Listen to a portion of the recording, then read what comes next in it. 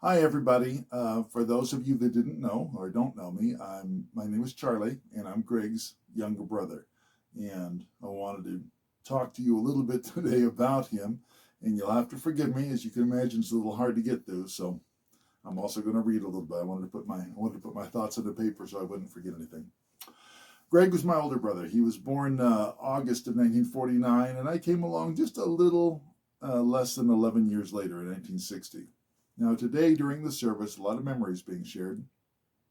You're going to hear about all the things that Greg was to a lot of people. A man of integrity, ethics, faith. He was a good friend, a mentor, a wonderful husband, father, and grandfather, and all of those things are true. But it's also a little one-sided. I wanted to take a moment today to provide a more balanced picture by giving you a brother's perspective. The truth is, Greg could be a bit of a dork. Anybody who has a sibling, especially a brother, knows that you have a different way of communicating. Well, Greg and I didn't spend a lot of time expressing our feelings to each other. Brothers don't do that. There weren't a lot of I love yous exchanged over the years, at least not in those words. Instead, there were the old familiar discussions, arguments, and sarcastic insults, which, I can tell you, meant basically the same thing. As far as being a dork, we both were, because when we were together, we weren't fathers or husbands or working men anymore. We weren't even adults. Greg and I were 14 years old again, talking about dorky things that we both loved from childhood on. For us, that was often the Beatles, and especially goofy old monster movies, represented here along my side. He introduced me to both those things, and we shared a lifelong love and countless discussions about each. He loaned me his old Beatles records when I was a kid until I bought my own. He took me to hundreds of bad horror movies, plus all the ones we saw on TV. I'll tell you something about that. Greg had a unique perspective on monster movies. It didn't matter how cruddy the monster was, or how cliched the story, or how stupid the dialogue. What mattered was, as he often said, if it advanced the genre. What that meant, in other words, was, yes, it was a ridiculous, poorly made werewolf movie, but did we learn something new about werewolves? And if we did, that made it okay in his book.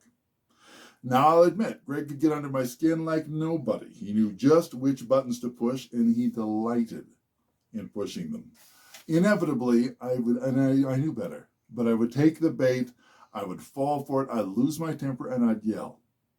And then he would get this look of mock surprise at my totally unprovoked outburst, and then he'd smile, because we both knew he had done it to me again.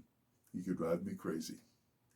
But those discussions, those arguments, those times spent together in that familiar pattern of our lives were our expressions of love. We loved being together and sharing silly, meaningless moments that actually meant everything to both of us. He expressed his love in another way, too. Greg would pop up in my life in the most unexpected moments. We live clear in California, a long way from Oklahoma. Well, one time he called to tell me about having seen Peter Asher of the 60s group Peter and Gordon. Side note, Peter was the brother of Paul McCartney's girlfriend, so this is Beatles related. He said it was a great show, and I should go if I got the chance. Well, Peter did come to California in a very small show in the basement of a local guitar store. And I called Greg to tell him I was going, and he said, hey, buy me a ticket, I'll fly out and join you. And he did. Now, he had already seen the show, and this was a tiny little event, but it was a chance to see it together. And I treasure that memory. Another example, I'm an amateur, not very successful musician. See my guitar over there. I remember being excited about some small headlining gig I had at a local outdoor event. It was small potatoes, but a big deal for me. And sure enough, the night of this tiny show, without any advance notice, there were Greg and Anita in the audience. They weren't there because the band was in great shakes, I can tell you that. He was there for me because he loved me and I loved him. He even came all the way out to California once to help me when our toilet needed replacing. And if that isn't love, I don't know what is. Just not in so many words. Now in a moment, I'm going to leave you with a short 30-second home movie clip from long ago, 1961, when I was a baby and Greg was 11 years old. Now, our faces and relative sizes changed a whole lot over the decades after this little film was shot, but the love that he shows me in that clip and to the last day of his life, that never changed. Before I show you that, though, I want to end my comments by telling you about the two last phone conversations we ever had.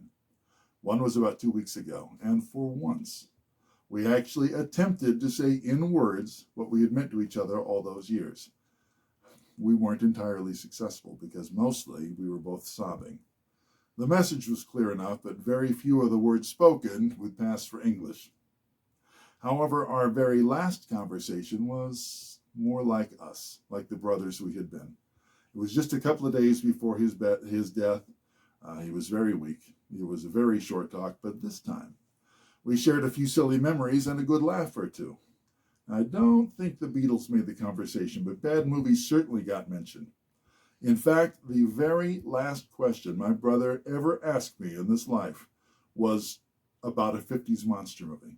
He said, "Do you remember Kronos?" And we both laughed. But I knew what he was really saying to me. So let me answer that question now. Yes, I remember Kronos. It sucked. It did not advance the genre. And I love you too, Greg.